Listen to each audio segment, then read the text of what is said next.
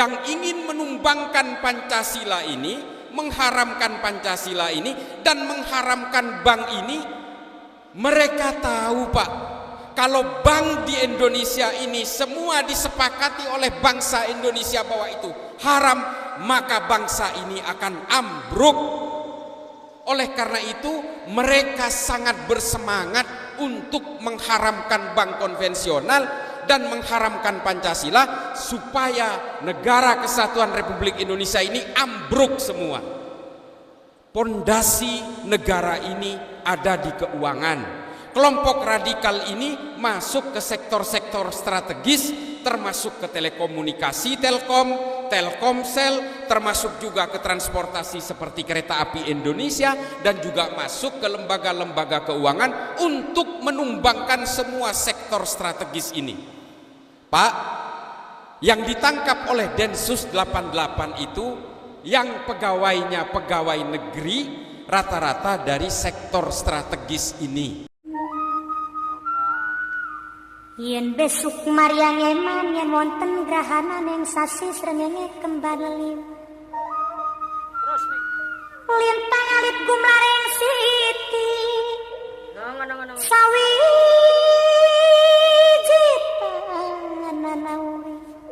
Sawiji tanana urip mung isun karo sampean mati amung kang swarga. Bismillahirrahmanirrahim. Assalamualaikum warahmatullahi taala wabarakatuh. Allahumma sholli ala sayyidina Muhammad wa ala ali sayyidina wa maulana Muhammad. Mudah-mudahan Allah memberikan perlindungan dan kesejahteraan kepada kita semua. Amin. Yang saya hormati Mbak Bupati, umurnya jauh banget, dari saya itu jauh, makanya saya panggil Mbak, nggak mau panggil Ibu. Saya udah kepala 5 masalahnya. Bapak Wakil Bupati beserta seluruh pejabat utama di lingkungan Pemkab Purbalingga, yang saya hormati juga Forkopimda Kabupaten Purbalingga, dan yang wabil khusus yang saya hormati para masyayikh, para asatid, Bapak Ibu sekalian yang ada di dalam majelis ini, termasuk yang mungkin nantinya akan nonton secara daring. Perkenalkan, saya Islah Bahrawi, Pak, Bapak Ibu sekalian. Saya asli dari Madura. Saya lahir di Madura. Saya sekolah SMP, SD, SMP, SMA di Madura. Saya mondok nyantri di Madura di Pondok Pesantren Syekhona Muhammad Khalil di Bangkalan. Kemudian saya kuliah di Jakarta, Fakultas Sastra. Kemudian saya belajar tentang sejarah dan filsafat Islam di Zaitunah Institute di Hayward di California. Saya tinggal di Amerika kurang lebih 5 tahun, Pak. Dan memang banyak yang protes belajar Islam kok ke Amerika, karena di Arab tidak ada sekolah yang mempelajari sejarah dan filsafat Islam sekaligus. Makanya kemudian saya memilih untuk belajarnya di Amerika. Wah, belajar di Amerika itu liberal. Saya itu sering dituding liberal karena sekolah Islamnya di Amerika. Apalagi saya sering bilang begini, saya anti poligami. Wah, liberal itu nggak ngikutin sunnah, ya nggak apa-apa, saya ngikutin sunnah yang lain aja. Saya itu anti poligami ya, antara setia sama istri sama takut juga sih.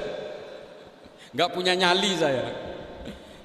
Tapi ya buat saya katanya kalau poligami itu yang penting adil.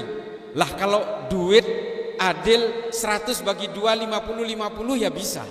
Tapi kalau soal perasaan kan nggak bisa dibelah dua, nggak bisa diukur juga nilainya. Makanya saya lebih baik saya ya udah wes, saya nggak usah poligami.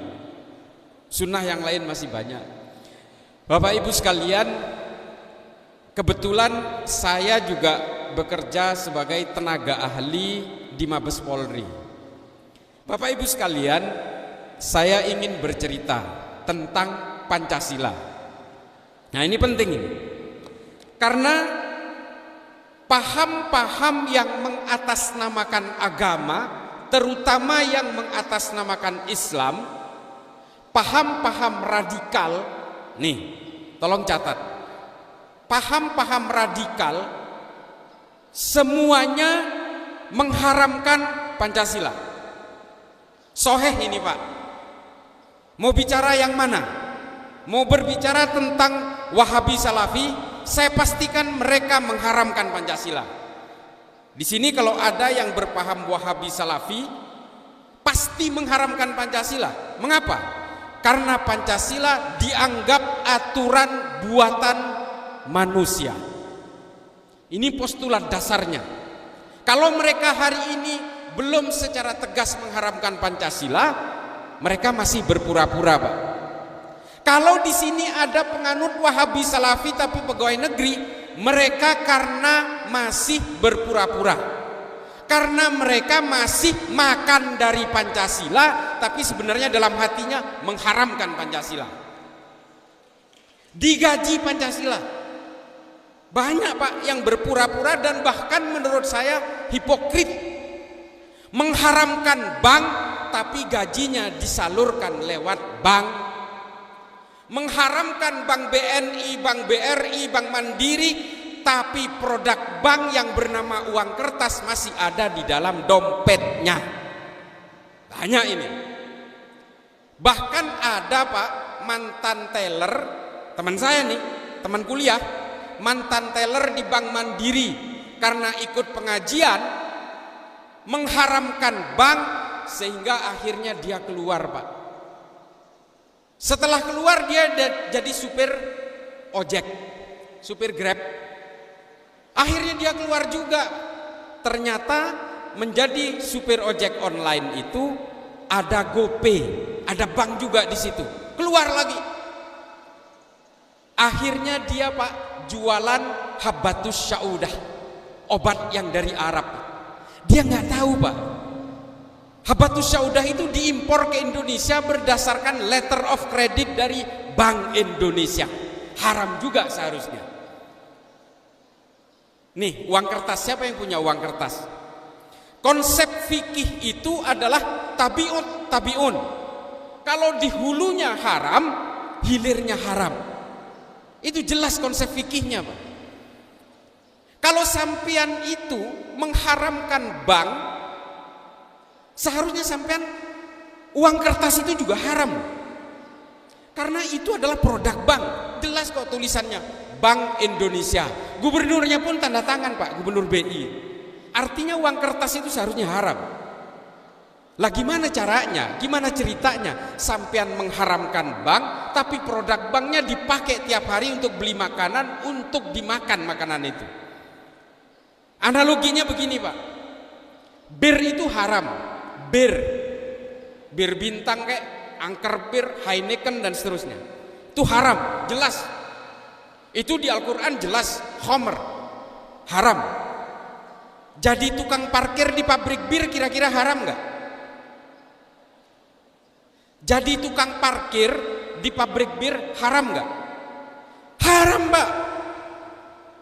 Karena sampean ikut serta memfasilitasi karyawan pabrik bir yang memproduksi bir, yang memproduksi barang haram, maka penghasilan sampean meskipun dari tukang parkir itu haram. Ini yang disebut dengan tabiun. Dari hulu ke hilir, turun temurun terus akan menjadi haram. Buka warung nasi di kantin pabrik bir haram nggak? Jualan nasi di kantin pabrik bir haram nggak? Haram Pak. Karena sampean ikut memfasilitasi pembuatan barang haram. Haram Pak. Nah kalau sampean mengharamkan bank, sampean naik haji itu jalan kaki aja. Pesawat maskapai penerbangan itu 100% itu dicicil lewat bank Pak. Nggak ada yang maskapai beli lunas ya. Maka naik pesawat pun haram. Gaji pegawai negeri ini semua melalui kelindan bank semua. Bangunan ini bank semua yang terlibat. Haram sampean duduk di dalam ruangan ini. Maka kemudian Darul Iftah, Majelis Ulama Mesir, menghalalkan bank konvensional. Allahu ahallar bai'ah wa harramar riba. Allah itu menghalalkan jual beli dan mengharamkan riba. Ribanya haram, kita sepakat Pak, jelas. Usul fikihnya jelas, ijma ulamanya jelas. Tapi apakah bank konvensional itu masuk ke barang haram atau tidak? Nah, ini kan yang menjadi furu'iyahnya di situ, khilafiyahnya di situ. Nah, kelompok radikal yang ingin menumbangkan Pancasila ini, mengharamkan Pancasila ini dan mengharamkan bank ini, mereka tahu Pak, kalau bank di Indonesia ini semua disepakati oleh bangsa Indonesia bahwa itu haram, maka bangsa ini akan ambruk. Oleh karena itu mereka sangat bersemangat untuk mengharamkan bank konvensional dan mengharamkan Pancasila supaya negara kesatuan Republik Indonesia ini ambruk semua. Pondasi negara ini ada di keuangan. Kelompok radikal ini masuk ke sektor-sektor strategis, termasuk ke telekomunikasi, Telkomsel, termasuk juga ke transportasi seperti kereta api Indonesia, dan juga masuk ke lembaga-lembaga keuangan untuk menumbangkan semua sektor strategis ini. Pak, yang ditangkap oleh Densus 88 itu yang pegawainya pegawai negeri rata-rata dari sektor strategis ini, termasuk sampean semua yang bertanggung jawab terhadap pengelolaan daerah, camat dan seterusnya beserta seluruh perangkatnya. Ini juga menjadi sasaran utama Pak, karena mereka ingin menguasai negara ini dengan mengatasnamakan agama. Apapun kalau mengatasnamakan agama akan mudah orang itu untuk dihipnotis Pak. Ngebunuh orang pun atas nama agama, sehingga orang akan memaklumi kejahatan itu. Teroris itu menunggangi agama Pak. Supaya apa? Supaya kejahatannya terlihat terhormat, supaya kejahatannya berkesan direstui oleh Tuhan. Ini adalah pola lama Pak. Padahal tujuan mereka adalah ingin menguasai negara ini. Tujuannya adalah politik. Makanya nggak heran kalau kemudian orang-orang yang mengharamkan Pancasila ini akan menyuarakan tegaknya khilafah, tegaknya daulah khilafah, karena memang mereka tujuannya itu politik. Jadi jangan heran kalau Pancasila itu diharamkan oleh mereka, padahal mereka tidak tahu Pancasila ini tidak lahir dari ruang hampa, tidak. Saya ingin tanya, ini kan rata-rata Islam. Sampean pernah dengar nggak yang namanya Sohifatul Madinah? Sohifatul Madinah ini dikenal dengan Piagam Madinah. Ngapain Rasulullah capek-capek bikin ini? Secara de facto, secara de jure, Rasulullah ketika hijrah dari Mekah ke Madinah sudah berkuasa Pak. Kekuasaan sudah di tangan. Apapun yang diatur oleh Rasulullah, semua orang akan tunduk. Bahkan kalau Rasulullah mengatakan bunuh semua orang Yahudi itu, mungkin orang Kristen dan orang mukmin, orang Muslim ketika itu akan ngebunuh orang Yahudi. Rasulullah sudah berkuasa Pak, sudah menjadi khalifah Rasulullah. Tapi mengapa Rasulullah masih capek-capek mau mikirin membuat sebuah aturan yang justru dirumuskan oleh manusia? Yang merumuskan ini, yang merumuskan Sohifatul Madinah atau Piagam Madinah ini adalah Rasulullah beserta para sahabat di rumahnya Anas bin Malik.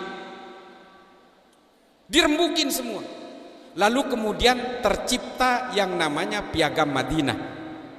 Piagam Madinah ini apa sih isinya? Menurut kitab Bidayatun Nihayah yang ditulis oleh Ibnu Katsir disebutkan ada 47 pasal. Isinya apa? Piagam Madinah ini, Sahifatul Madinah ini. Apa isinya? Mengatur persamaan hak dan kewajiban dari semua penganut agama dan suku-suku yang berbeda di Madinah. Apakah ini berdasarkan ayat? Enggak ada, Pak. Ini murni idenya Rasulullah beserta para sahabat untuk mengatur supaya orang di Madinah yang berbeda-beda suku dan berbeda-beda agama itu memiliki hak dan kewajiban yang setara. Nah, ini menjadi penting, Pak. Nanti akan mempengaruhi pemikiran. Siapa yang terpengaruh oleh pemikiran ini? Namanya Ibnu Khaldun dalam kitab Al-Muqaddimah. Nah, nanti diadopsi oleh berbagai perintis demokrasi modern, namanya John Locke, John Maynard, dan Adam Smith. Ini semua terpengaruh oleh pemikirannya Ibnu Khaldun yang merujuk kepada Piagam Madinah ini. Menurut seorang ahli sejarah dari Edinburgh University, Skotlandia, namanya William Montgomery Watt. Ini baca ini nanti. Sampean nanti konfirmasi semua apa yang saya katakan ini lewat Google bisa. Nanti disangkain saya ngecap, oh iki wong Madura nipu tok iki sini. Ada referensinya, Pak. Menurut William Montgomery Watt, tujuan Nabi Muhammad merumuskan Piagam Madinah ini karena dipengaruhi oleh 3 faktor. Ini tolong diingat-ingat. Mengapa sih Rasulullah ini katanya pemimpin orang Islam, hijrah dari Madinah karena ingin menyebarkan Islam, ingin membuat pemerintahan Islam, ingin membuat negara Islam, tapi ngapain kok masih membuat Piagam Madinah? Nah, menurut William Montgomery Watt ada 3. 1, tolong diingat-ingat. Dari Piagam Madinah itu Rasulullah ingin mengingatkan semua kepada kita, beragama apapun, wabil khusus kepada yang beragama Islam, bahwa semua manusia apapun agamanya, apapun sukunya, diciptakan oleh Tuhan yang sama. Yang menciptakan saya, orang Islam nih, saya beragama Islam, dan yang menciptakan orang Kristen di Papua, itu Tuhannya sama, Pak. Sama. Yang menciptakan saya, orang Madura yang beragama Islam ini, dengan orang Spanyol yang beragama Katolik itu Tuhannya sama, Pak. Ini Piagam Madinah ini. Kita yang Islam ini kan kita meyakini kul huwallahu ahad, Allah itu satu. Maka yang menciptakan saya dan orang Purbalingga, orang Banyumas, orang Semarang, orang Papua, orang Chile, orang Amerika, itu semua Tuhannya sama, Pak, satu Tuhannya. Nah, kalau saya kemudian menjadi Islam, ini karena saya lahir di Madura, Pak, dari orang tua beragama Islam. Kalau saya lahir di Meksiko, Pak, Katolik saya, Pak. Katolik saya. Karena agama yang kita peluk ini mengikuti agama orang tua yang melahirkan kita. Ini kita tidak bicara tentang proses transformasi agama. Kita tidak bicara hidayah di sini. Kita berbicara tentang takdir-takdir kelahiran dan keimanan.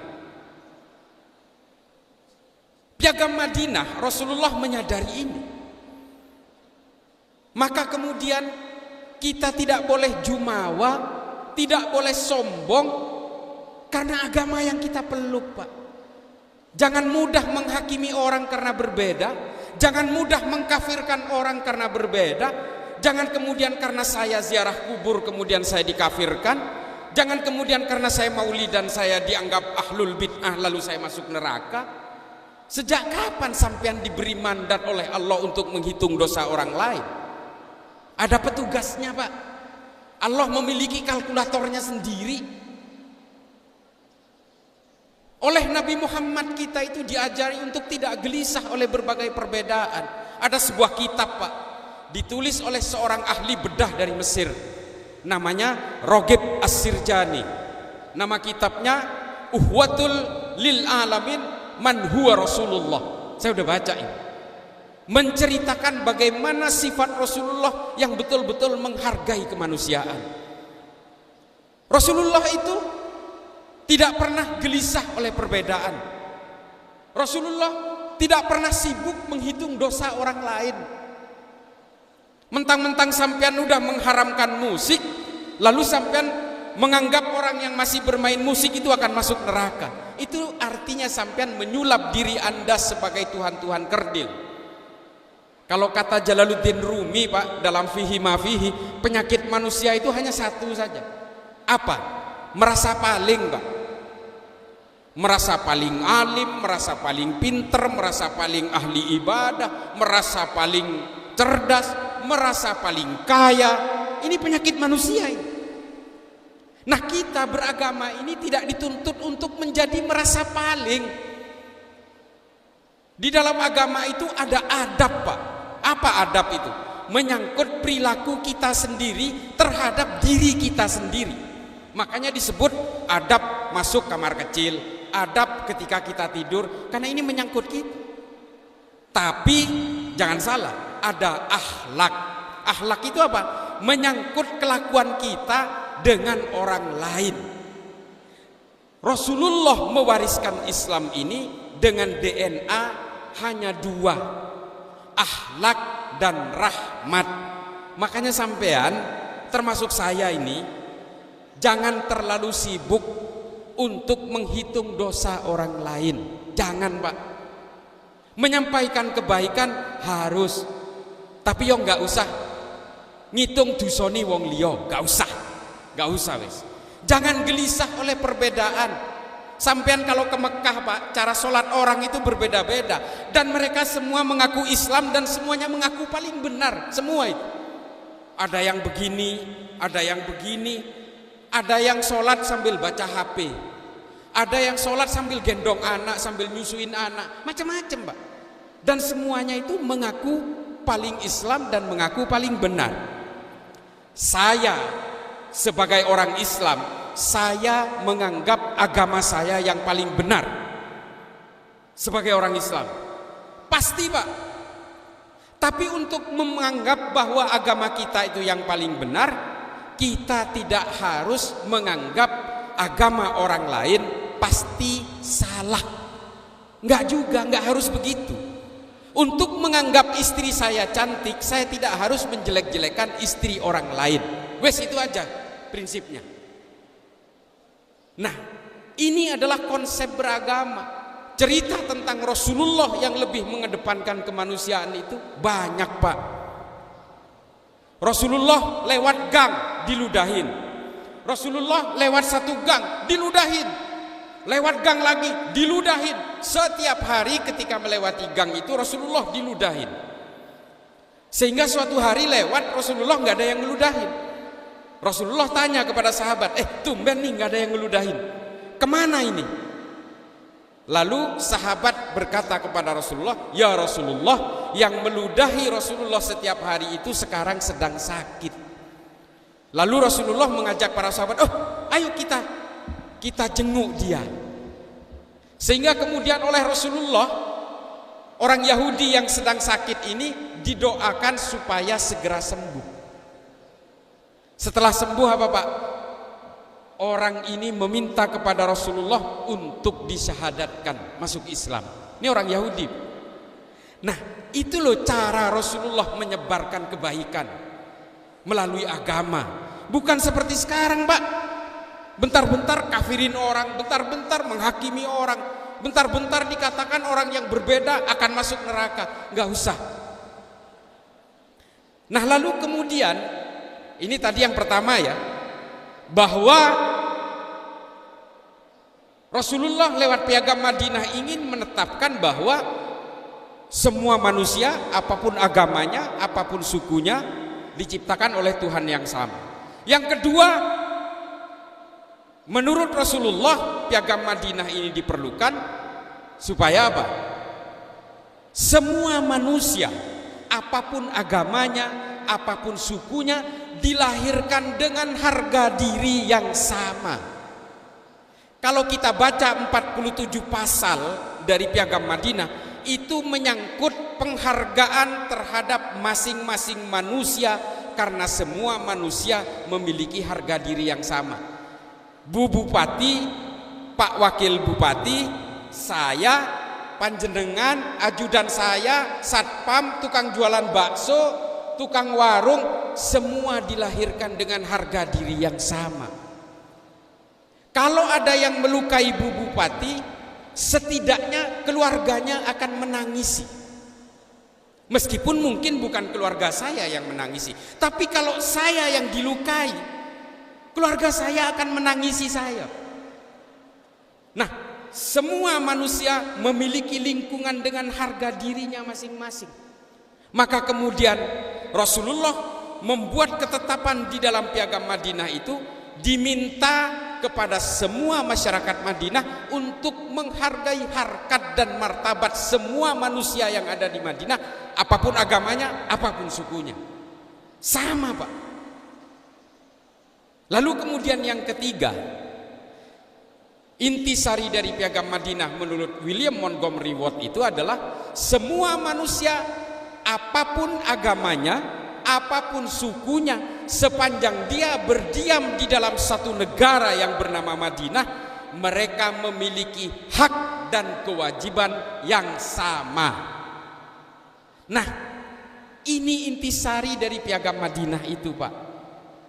Makanya ada seorang ustadz yang selalu mengkampanyekan khilafah mengatakan bahwa membela tanah air tidak ada dalilnya di dalam Islam. Saya protes ini. Mungkin ada yang tahu, mungkin ada yang belum tahu. Korban perang Uhud itu salah satunya adalah orang Yahudi, Pak, bukan orang Islam. Namanya Mukhairik ibnu Ta'labah dari Bani Koinuka. Perang Uhud itu terjadi hari Sabtu, Pak. Kejadiannya hari Sabtu. Bagi orang Yahudi, hari Sabtu itu adalah hari yang suci, namanya hari Sabat. Sehingga orang Yahudi kalau hari Sabat ini nggak boleh keluar rumah, nggak boleh memasak, nggak boleh menyalakan lampu, sama seperti nyepinya orang Bali. Nah, di hari Sabat ini ada perang, Pak. Lalu Mukhairik meminta izin kepada istrinya, "Hai istriku, saya mau berperang bersama Muhammad." Coba bayangkan, saya mau berperang bersama Muhammad. Mukhairik, kamu udah gila apa? Kata istrinya.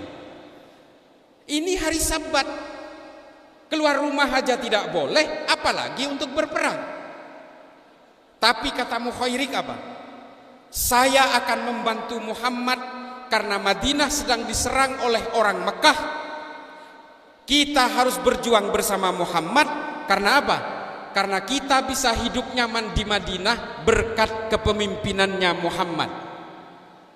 Sehingga kemudian istrinya memahami itu, lalu ya udah berangkat aja. Sebelum berangkat, Mukhairik meminta secari kertas kepada istrinya. Dia menulis surat wasiat. Kalau saya mati dalam perang Uhud, 3 kebun kurma akan saya hibahkan kepada Muhammad. Ini kata Mukhairik, surat wasiatnya. Lalu diserahkan kepada istrinya, kalau saya mati, tolong surat ini berikan kepada Muhammad, kata Mukhairik. Berangkat Mukhairik ke perang Uhud. Meninggal, Pak. Meninggal dia, gugur. Di bawah bukit Uhud, ketika Rasulullah terluka, Rasulullah dilarikan ke ujung atas. Khalid bin Walid masih kafir waktu itu, betul-betul mengalahkan orang-orang Islam ketika itu. Sehingga Mukhairik menjadi salah satu korban di bawah bukitnya. Yang kebingungan itu para sahabat setelah perang. Para sahabat datang kepada Rasulullah, "Ya Rasulullah, kami mengalami kebingungan. Ini ada seorang syuhada tapi agamanya bukan Islam. Kami bingung akan dimakamkan seperti apa orang ini." Lalu kata Rasulullah, "Kalian gak usah bingung, makamkan Mukhairik ini sesuai dengan keyakinan keluarganya, urusan Mukhairik ini akan masuk neraka atau masuk surga, biarlah Allah yang memutuskan. Sehingga kemudian oleh para sahabat jenazahnya Mukhairik yang masih tertancap panah, beberapa panah di dadanya itu dicabut panahnya lalu diserahkan kepada istrinya. Ya ummi, mohon maaf, Mukhairik gugur dan Rasulullah mengatakan silahkan kubur sesuai keyakinan agamamu, kata sahabat. Lalu istrinya Mukhairik menyerahkan surat wasiat tadi, dan surat wasiat tadi diserahkan kepada Rasulullah. 3 kebun kurma itu kemudian diuangkan oleh Rasulullah, dijual, dan hasilnya dijadikan sebagai modal awal pembentukan Baitul Mal pertama di dalam sejarah Islam. Baitul Mal itu tujuannya untuk menyantuni anak-anak yatim dan janda-janda korban perang. Jadi Pak, Baitul Mal pertama itu dimodali orang Yahudi yang gugur di dalam perang Uhud. Ini loh Rasulullah dalam memimpin. Jadi bukan hanya mementingkan agamanya, tapi betul-betul mementingkan kemanusiaan. Jadi ada orang bertanya, Mas Islah, ini ada orang non-Islam, pengusaha kaya, mau nyumbang ke masjid. Terima bos, duit itu terima Pak. Bahkan kemarin di Masjid Istiqlal, yang menyumbang hewan kurban ke Masjid Istiqlal itu mayoritas pengusaha non-muslim, diterima sama Istiqlal karena banyak riwayat yang memperbolehkan itu. Salah satunya ini, Rasulullah paham bahwa Baitul Mal ini berdasarkan berasal dari uangnya Mukhairik korban perang, dan orang Yahudi lagi, kiainya orang Yahudi, rabi. Nah, ini semua Pak, mengapa Mukhairik mau berperang meskipun dia itu merasa berbeda keimanan? Karena adanya piagam Madinah. Nah, ini kita kembali ke periode berikutnya.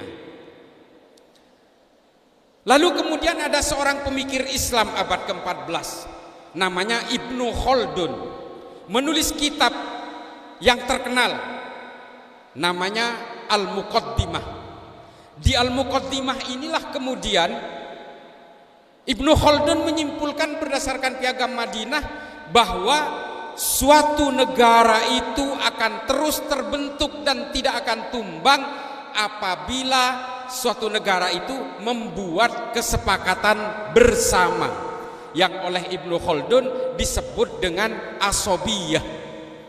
Asobiyah itu adalah, kalau dalam bahasa akademiknya, politics and social cohesion, jejaring dari kesamaan sosial dan politik. Tidak perlu ayat dari Allah kalau untuk ini, kata Ibnu Khaldun. Ini hanya persoalan kesepakatan bersama, sama seperti yang dilakukan oleh Rasulullah ketika membuat piagam Madinah. Nah, lalu apa kata Ibnu Khaldun? Asobiyah ini, kesepakatan bersama dari satu bangsa itu menjadi penting kalau rakyatnya tidak berusaha untuk menggerus sedikit demi sedikit kesepakatan itu. Nah, kalau ada paham radikal hari ini, paham yang ekstrim hari ini mengharamkan Pancasila, itu adalah bagian dari upaya untuk menumbangkan bangsa ini. Ini orang-orang munafik Pak. Apalagi ASN masuk ke kelompok ini mengharamkan Pancasila, munafik. Masih makan dari Pancasila Pak masalahnya. Yang mengatakan munafik itu mungkin saya, tapi Ibnu Khaldun mengatakan kalau ada rakyat di suatu negara yang mengkhianati kesepakatan bersamanya, dia itu adalah orang-orang munafik.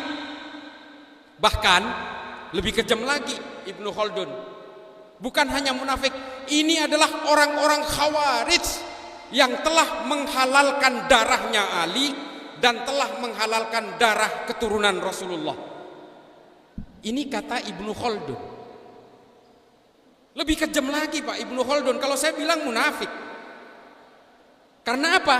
Nah ini, ketika Pancasila ini lahir dirumuskan oleh Bung Karno dari ND, Floresan, lalu kemudian dilemparkan ke forum oleh Bung Karno bahwa ini adalah falsafah dasar negara kita. Mengapa sih kok para pendeta, para nasionalis, termasuk para ulama seperti Mbah Wahid Hasyim kok bisa setuju dengan kesepakatan ini? Karena dasarnya dari asobiyah Pak. Jadi asobiyah ini bukan istilah baru di dalam Islam. Piagam Madinah ini bukan sejarah baru di dalam Islam. Semua kitab sejarah, risalah-risalah Rasulullah mencatat ini. Ibnu Athir, Ibnu Kathir, Al-Mas'udi, Imam At-Tabari, Imam As-Suyuti, semua menceritakan tentang ini. Tapi kenapa tiba-tiba kok ada ajaran baru masuk yang petentang-petenteng mengatakan tegaknya khilafah, kita tegakkan daulah khilafah, tiba-tiba mengharamkan Pancasila. Ini dari mana pemikirannya? Kecuali orang-orang khawarij, orang-orang munafik yang mengharamkan bank tapi masih menggunakan uang kertas untuk makan, yang masih menggunakan fasilitas negara, menggunakan fasilitas Pancasila, dan masih memakan produk-produk bank. Ya ini munafik. Pancasila ini tidak bertentangan dengan agama Pak. Inilah yang disebut dengan Piagam Madinah pada era hari ini di Indonesia. Makanya para ulama langsung sepakat. Bahkan para ulama menolak Piagam Jakarta yang meminta supaya hukum syariah ada di dalam salah satu pasalnya. Pertanyaannya, kalau syariah itu dicantumkan di dalam Pancasila, kita nggak usah berpikir soal orang Kristen, orang Hindu, orang Buddha dulu Pak. Kalau syariah itu ada di dalam pasal di Pancasila, syariah versinya siapa saya mau tanya? Syariah versinya Muhammadiyah dan NU aja beda kok. Syariah versinya Syiah dan Sunni saja beda kok. Belum bicara Ahmadiyah dan seterusnya. Maka kemudian yang menjadi penting adalah universalism dari berbagai pasal yang ada di dalam Pancasila ini. Makanya kemudian Pak, hasil pemikiran dari Ibnu Khaldun dalam Al-Muqaddimah ini diambil oleh banyak pemikir politik dan ahli sosial dunia. Salah satunya yang ngambil adalah tokoh komunisme yang bernama Karl Marx. Karl Marx ini nulis buku namanya Das Kapital. Kutipan yang diambil teori ekonomi tentang aliran modal dari pusat ke bawah yang sifatnya desentralisasi dan sentralisasi ekonomi itu diambil dari pemikirannya Ibnu Khaldun. Bapak demokrasi modern seperti John Locke, John Maynard itu juga mengakomodasi pemikiran Ibnu Khaldun untuk demokrasi modern hari ini. Ahli kapitalisme namanya Adam Smith juga ngambil dari teori asobiyah ini untuk membuat kesetaraan sosial dan menghilangkan dan meminimalisir kesenjangan sosial. Nah ini ngambilnya dari teori ini, dari Al-Muqaddimah dan Al-Ibar namanya, kitabnya Ibnu Khaldun. Jadi Pancasila ini bukan hasil kreasi kaleng-kaleng Pak.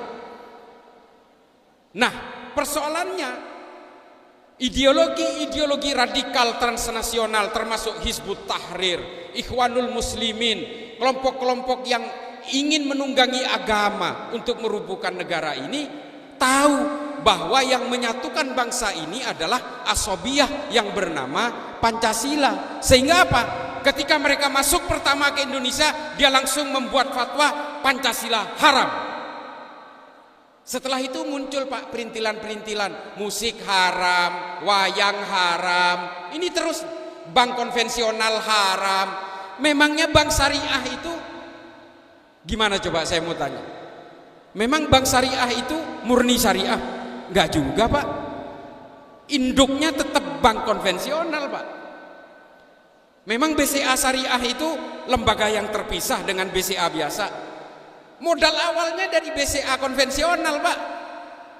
Terus kita sekarang menganggap apakah bank syariah ini juga pasti halal semua? Enggak juga. Makanya Darul Iftah kemudian membuat keputusan, udah daripada kita berdebat nggak selesai-selesai soal ini, kita tetap mengharamkan riba, tapi bank konvensional tidak termasuk riba. Ini Majelis Ulama Mesir. Sekarang Pak, Saudi yang berpuluh-puluh tahun mengharamkan bank konvensional, dulu itu saya naik haji tahun 97 Pak. Satu-satunya bank di Saudi itu namanya Al-Raji. Sekarang Pak, di Saudi itu udah ada JP Morgan, ada Deutsche Bank, Bank Jerman, ada BNP Paribas dari Spanyol, ada Standard Chartered. Semua sama Pak. Pada akhirnya peradaban manusia ini tidak akan bisa dibendung lewat pengharaman atau penghalalan saja. Tapi bukan berarti peradaban manusia harus mengalah terhadap agama harus mengalah terhadap peradaban manusia. Kata Imam Al-Ghazali dalam Al-Mustadariyah, dalam Ihya Ulumuddin juga diulang-ulang bahwa fungsi manusia adalah mengawal hukum-hukum yang terjadi di dalam peradaban manusia ini supaya tidak keluar dari maqasidus syariah. Nah, ini tambahan-tambahan sebelum saya mengakhiri. Dulu Pak, wali, orang tua wali menikahkan anaknya dan menyerahkan anaknya ke wali hakim lewat telepon itu nggak boleh Pak. Pernikahannya nggak sah. Dulu alasannya apa? Alasannya tidak bertatap muka. Ini ulama-ulama masyhur semua mengatakan begitu.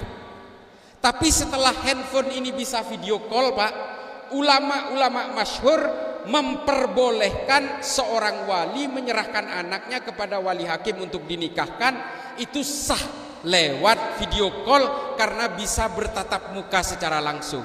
Kira-kira dari kejadian seperti ini, agama menyerah atau peradaban manusia yang kemudian mengalahkan agama? Menurut saya bukan Pak. Inilah yang dimaksud oleh Imam Ghazali bahwa agama harus bisa mengawal peradaban manusia ini supaya tidak keluar dari maqasidus syariah. Ini bagi kita yang Islam. Orang Kristen boleh Pak. Supaya apa? Produk-produk dari berbagai peradaban manusia ini tidak keluar dari garis-garis kekristenannya. Kita yang Islam juga mengawal itu. Sementara peradaban manusia nggak bisa dibendung Pak. Dulu pemikir-pemikir Wahabi menganggap bahwa bumi ini datar Pak. Dulu mereka menganggap, sampai sekarang mereka menganggap bahwa bumi ini datar Pak. Padahal jelas fotonya NASA dari bulan jelas bulat. Bahkan pemikir-pemikir Islam kontemporer sudah mengatakan bulat. Dan kita juga membuktikan semakin kita ke barat, maka kita semakin mengejar matahari, dan waktu itu semakin kita tinggal di belakang. Ini menunjukkan bahwa bumi ini bulat. Dan kalau kita terbang terus-menerus, kita akan kembali ke titik yang sama. Ini dikatakan oleh Ibnu Battuta, pemikir Islam abad-abad awal. Tapi masih ada orang yang menganggap, terutama kelompok pemaham Wahabi, yang mengatakan bahwa bumi ini bundar, bumi ini datar. Mengapa mereka memaksa bahwa bumi ini datar? Karena mereka menganggap Allah itu ada di langit. Mereka ngotot bahwa Allah itu ada di langit. Sehingga apa? Mereka juga ngotot bahwa bumi ini datar. Kalau bumi ini bulat, maka ketentuan dia bahwa Allah itu ada di langit akan gugur Pak. Makanya mereka ngotot bumi harus datar, Allah harus ada di langit. Nah, ini pemahaman Wahabi yang sampai hari ini sangat ambigu. Saya nggak bisa nerima itu. Artinya begini loh, kita beragama ya boleh Pak. Beragama itu berdasarkan dogma. Percaya nggak percaya harus percaya. Tapi tetap juga harus menggunakan akal Pak. Kalau sudah jelas gambar buminya bulat, foto-foto mengatakan bulat, pembuktian kita itu juga mengatakan bumi itu bulat, masa kita harus maksa bahwa ini datar gitu loh. Nah, ini kan bertentangan dengan keilmuan-keilmuan. Maksud saya Pak, peradaban manusia ini harus membawa kita untuk cara berpikir. Yang paling terakhir, karena saya harus ke Wonosobo Pak, besok pagi ada acara di Wonosobo. Saya minta Bapak Ibu sekalian, yang paling terakhir, kehidupan berpancasila dan juga piagam Madinah ini merupakan penangkal. Itulah kenapa Pak, Khawarij pada zaman Rasulullah itu nggak bisa lahir. Padahal promotor berdirinya Khawarij itu sudah ada pada zaman Rasulullah. Sudah ada Pak, yang protes kepada Rasulullah dan menuduh Rasulullah tidak berbuat adil, itu adalah pelopornya Khawarij. Sudah ada, tapi mengapa Khawarij gak bisa besar? Karena ada piagam Madinah Pak. Ketika piagam Madinah ini tidak dilaksanakan lagi, Rasulullah wafat, orang-orang Kristen dan orang Yahudi sudah tidak betah karena Rasulullah wafat, kemudian mereka pindah ke Libanon dan ke Suriah, hingga akhirnya pada zaman Sayyidina Ali lahirlah Khawarij karena piagam Madinah sudah tidak dilakukan lagi oleh pemimpin-pemimpin sesudah Rasulullah. Nah, kalau Pancasila sebagai asobiyah, sebagai piagam Madinahnya Al-Indonesia ini kemudian tidak kita bisa jaga, maka kelompok Khawarij lah yang nanti akan berkuasa. Suatu saat nanti ASN semua ini akan menjadi Khawarij semua kalau tidak bisa menjaga Pancasila Pak. Nah ini sebenarnya saya, meskipun saya NU ya, kita itu nggak gelisah Pak. Celana cingkrang ya silahkan aja, berjenggot sampai ke pusar juga nggak apa-apa. Tapi ketika itu melawan aturan-aturan kepegawaian negara, ya nggak usah maksa Pak. Ikuti aturan, panjangkan celananya, cukur jenggotnya. Aneh Pak, tentara jenggotnya panjang, celananya dicingkrangin. Itu kan melawan aturan seragam namanya. Dan itu aturan negara. Gimana sampean mau maksa celana sampean cingkrang dan jenggotnya dipanjangin, sementara ada aturan-aturan melekat karena Anda masih makan dari Pancasila. Jangan munafik lah. Silahkan pakai cingkrang itu kalau sampean nggak berseragam. Insya Allah sampean nggak masuk neraka karena pakai seragam Polri harus cingkrang juga. Nggak, insya Allah. Allah lebih menyukai kemaslahatan. Dan Allah juga ingin menjaga asobiah kita. Pancasila ini betul-betul menjadi masterpiece Pak. Coba bisa bayangkan, ini yang paling terakhir ingin saya sampaikan. Kalau nggak ada Pancasila Pak, Indonesia ini, coba bayangkan 17.000 pulau Pak. Ada 700 bahasa. Ada 750 suku yang berbeda-beda. Ada puluhan agama beserta sekte-sektenya Pak. Indonesia sampai hari ini masih menjadi negara yang utuh yang bernama Negara Kesatuan Republik Indonesia. Pak, kalau Indonesia ini ada di Arab, mungkin udah pecah jadi 5 negara Pak. Coba bayangkan itu, seupil Yaman itu jadi Yaman Utara, Yaman Selatan. Seupil Sudan akhirnya menjadi pecah Sudan Utara dan Sudan Selatan. Kalau Indonesia ini ada di Eropa saja Pak, mungkin pecah jadi 7 negara. Coba Monaco, Liechtenstein, Luxembourg. Ini kan negara perintil-perintil Pak. Bahkan negara terbesar di Eropa yang namanya Yugoslavia pada tahun 91 tidak bisa utuh lagi Pak. Hanya karena apa? Karena mereka ingin merdeka masing-masing berdasarkan agama dan sukunya. Muncul Serbia, ada Slovakia, ada Bosnia Herzegovina, ada Czech Republik, pecah Pak, jadi 7 negara bagian Yugoslavia itu. Indonesia ini, coba bayangkan, dari Sabang sampai Merauke itu ada 17.000 pulau. Yang menyatukan kita ini apa semua? Agama? Enggak, agamanya berbeda-beda. Bahasa Indonesia, orang itu di pedalaman itu enggak ada yang pakai bahasa Indonesia. Apa yang menyatukan itu? Ya Pancasila Pak. Bahasa Indonesia ini adalah faktor berikutnya, faktor sekundernya yang menjadi penghantar secara universal. Tapi yang menyatukan kita semua ini apa bahasa, apa suku? Enggak, Pancasila, persatuan Indonesia. Nah ini yang membuat Madinah itu menjadi negara beradab dan tidak bercerai-berai ketika zamannya Rasulullah, karena ada Pancasilanya Madinah ketika itu yang bernama Piagam Madinah itu. Jadi kalau ada orang yang mengharamkan Pancasila, ya udah, itu pengkhianat negara. Wes, gitu aja, simple itu. Saya kira itu ya, mudah-mudahan ini. Mohon maaf, ada tanya jawab nggak? Nggak ada ya? Wah, nanti malah ribet nanti. Nah, kalau memang lanjut, mungkin saya akan nyempilin sedikit, Pak. Satu aja, saya mau cerita.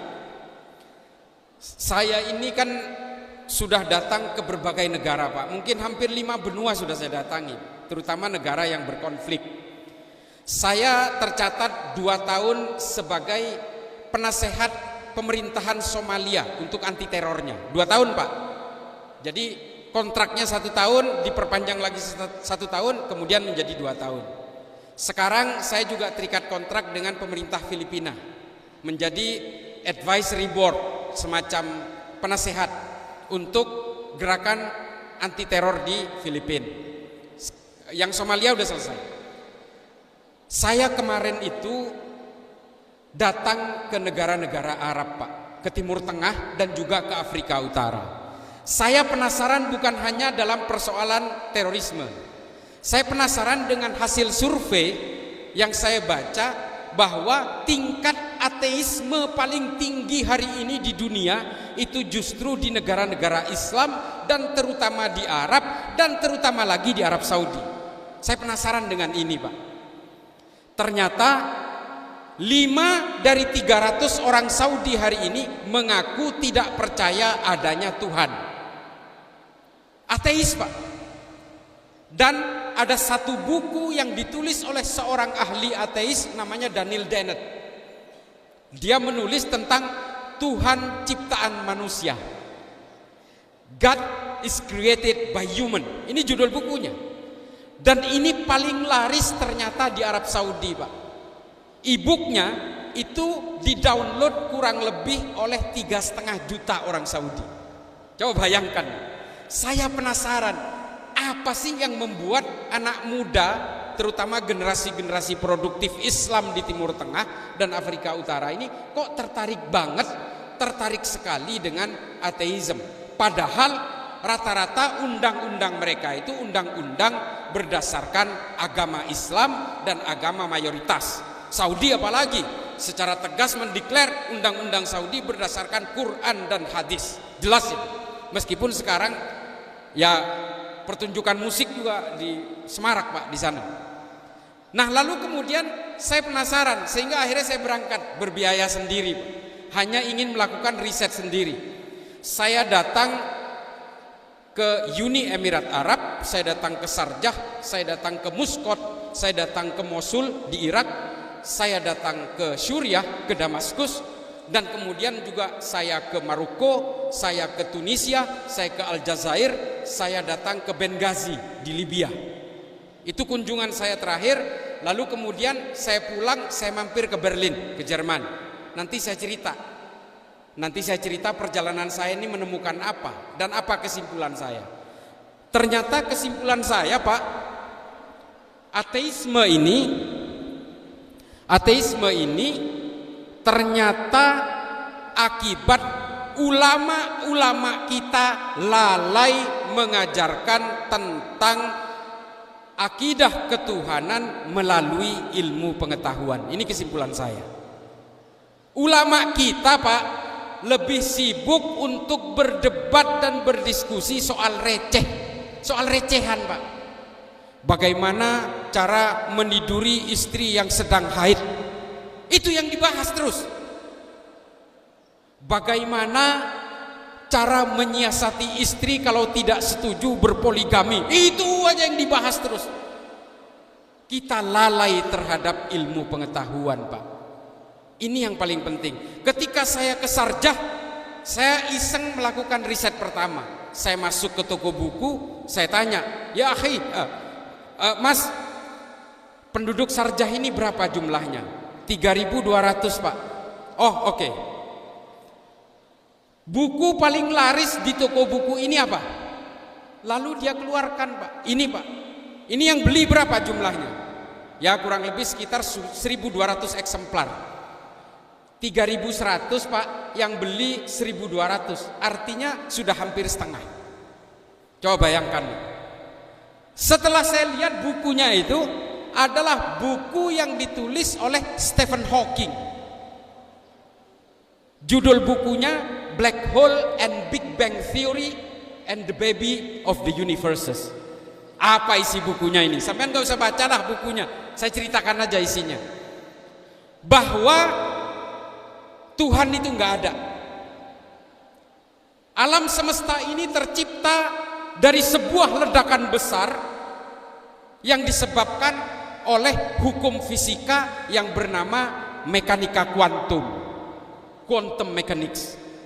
Karena daya tarik listrik dari energi positif dan negatif, lalu kemudian menciptakan ledakan besar yang akhirnya menciptakan planet-planet.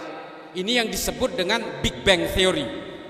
Oh, berarti mungkin yang menciptakan ledakan Tuhan. Tapi kata Stephen Hawking, bukan.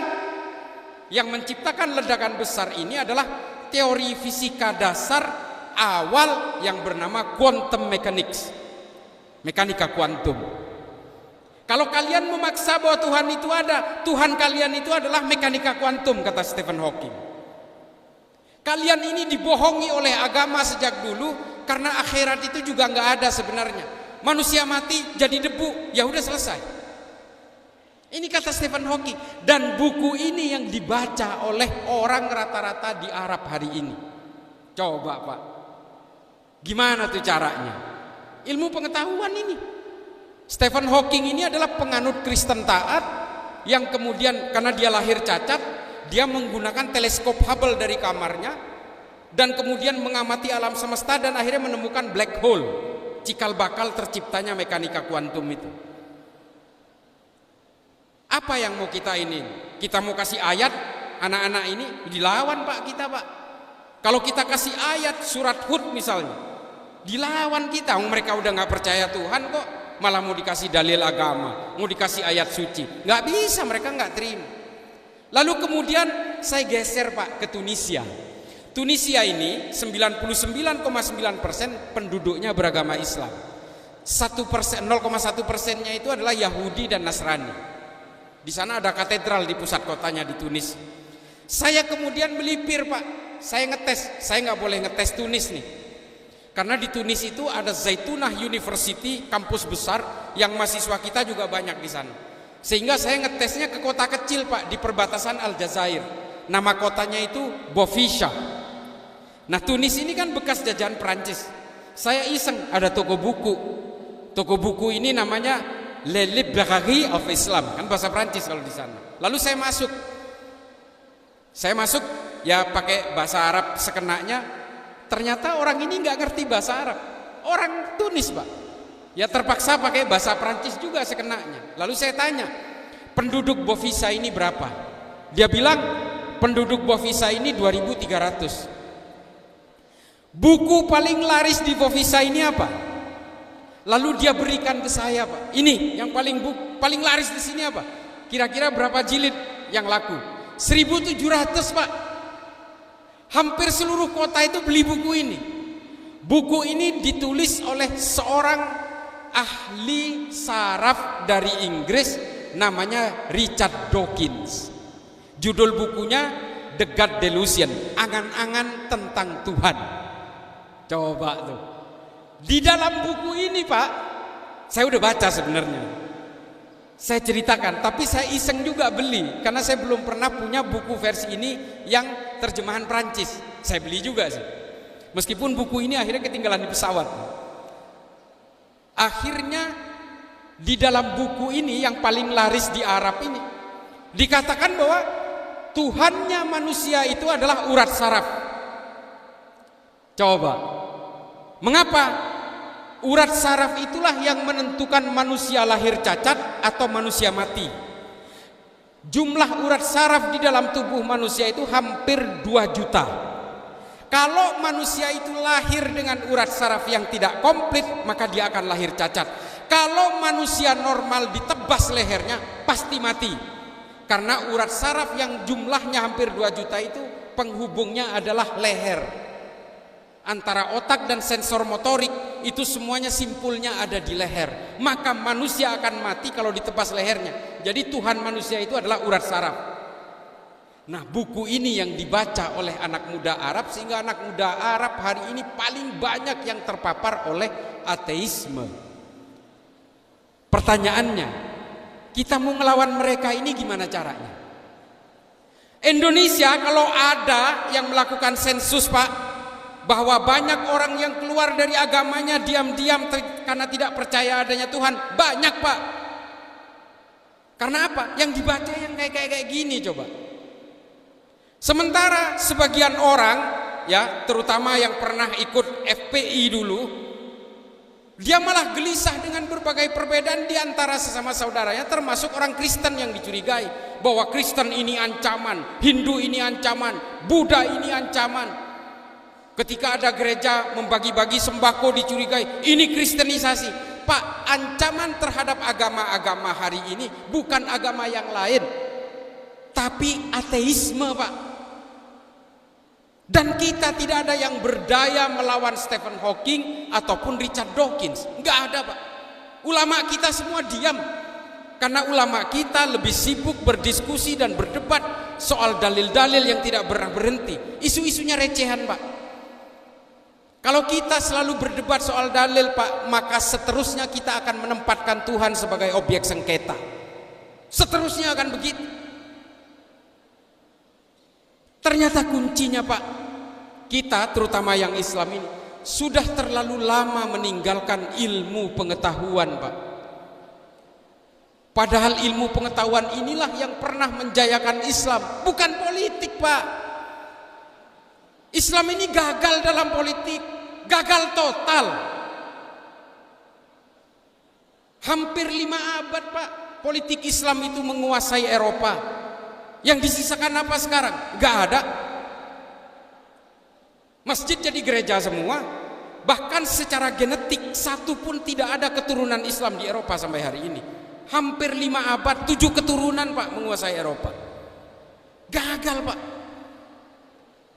Tapi ilmu pengetahuan Islam sampai sekarang itu masih dipakai oleh seluruh umat manusia apapun agamanya. Yang menciptakan angka 0 itu siapa? Orang Islam, Pak, Al-Khawarizmi namanya.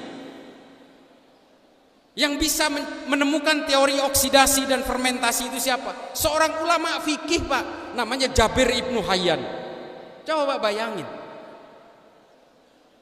Dan kita sudah lama meninggalkan itu, sehingga paham-paham ilmu pengetahuan yang menganjurkan supaya kita tidak percaya adanya Tuhan itu sekarang makin populer, Pak.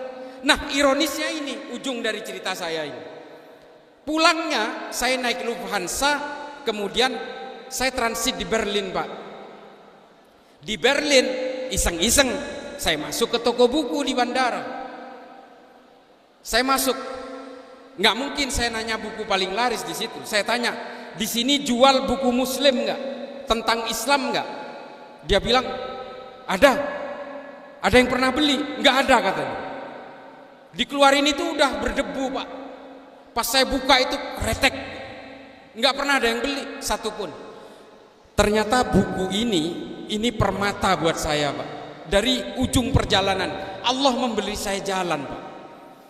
Buku ini ditulis oleh seorang pemikir Islam, justru dari Tunis, Pak.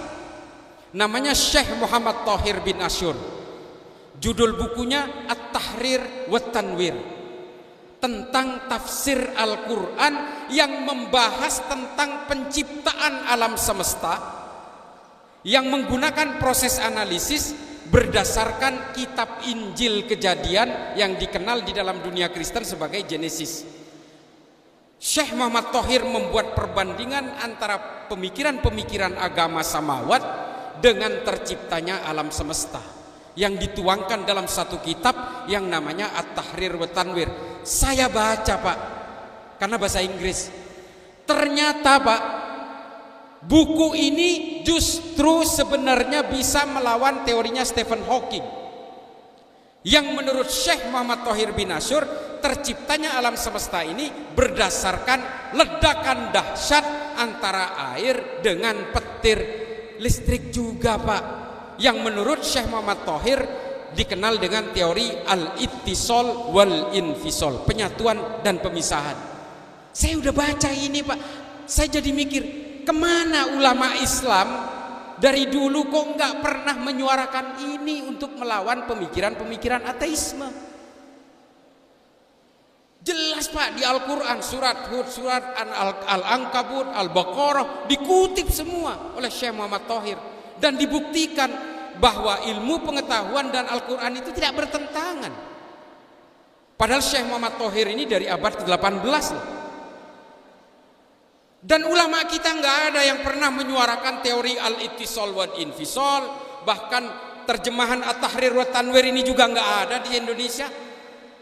Ini PR bagi kita bahwa kita sudah terlalu lama meninggalkan ilmu pengetahuan. Sehingga apa? Kita akhirnya sibuk mengharam-haramkan Pancasila, mengharam-haramkan bank, yang sebenarnya justru mendatangkan kemudorotan bagi kita semua. Muamalah kita menjadi hancur lebur.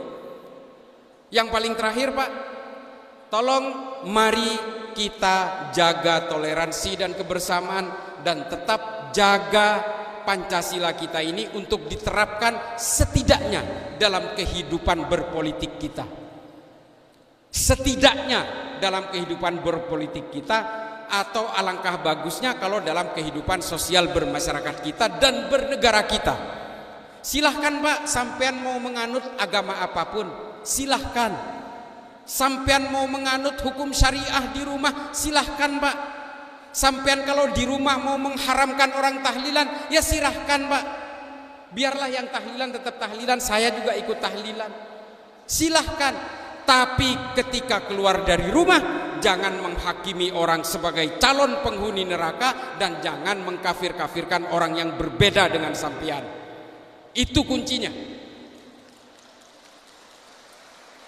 Silahkan lakukan hukum syariah secara pribadi, silahkan dalam beragama. Ketika keluar rumah nemu lampu merah, lampunya merah, sampean berhenti Pak. Itu hukum negara, bukan hukum agama. Sampean tunduk kepada aturan negara karena sampean punya Pancasila. Nah itu yang paling penting dari saya. Mari silahkan kita terus mengglorifikasi keimanan, tapi jangan lupa kita jaga hubungan muamalah kita dalam bernegara. Mari kita dukung pemerintahan kita. Saya juga kemarin Pak, ketika musim kampanye, wah sama Pak, saya juga menghujat-hujat. Wah Pak Jokowi ini, wah ini pengkhianat demokrasi. Ini saya Pak. Sekarang apa? Ya sudah selesai, ya sudah kita dukung lagi pemerintahan, kan ada Pancasila Pak. Jadi urusan politik selesai, mudah-mudahan Mbak Diah bisa nyabuk lagi. Saya terus terangin, saya cerita sedikit. Berbagai kota, saya berangkat lewat jalur darat Pak, dari Madura karena acara di Madura kemarin lusa. Sampai sini saya bisik ke ajudan saya itu, "Yo, menurut kamu kota yang paling asri mana?" "Ya ini Pak," katanya. Purbalingga maksudnya. Loh saya bukan nyemir-nyemir loh ya ini ya. Tapi ya karena memang kebanyakan yang dilewati kan Pantura Pak. Pantura tahu sendiri Pak, ada jemuran ikan asin di depan, di atas trotoar. Tapi memang menurut saya suka sekali konsepnya, karena di trotoar itu ada track untuk difabel track. Itu Amerika banget gitu loh. Jadi menurut saya itu keren banget. Urban planningnya bagus, resik. Tapi ya mungkin ya mudah-mudahan setelah siang ini saya bisa melihat, karena saya nyampainya tadi malam itu jam 1 Pak. Bisa jadi karena ngantuk-ngantuk ngelihatnya bagus banget. Enggak. Tadi saya kesini, oh ternyata memang bagus Pak. Menurut saya tata kelola yang luar biasa. Mudah-mudahan Mbak Diah bisa lanjut apapun keputusannya. Al-Asobiyahnya Purbalingga mudah-mudahan bukan hanya Pancasila tapi juga Mbak Diah. Dan mudah-mudahan kita semua diberkahi oleh Allah. Akhiran, ihdinas siratal mustaqim, la nufarriqu baina ahadin mir rasuli wa qalu sami'na wa ata'na ghufranaka rabbana wa ilaikal masir. Wallahul muwaffiq ila aqwamit thoriq. Assalamu alaikum warahmatullahi taala wabarakatuh.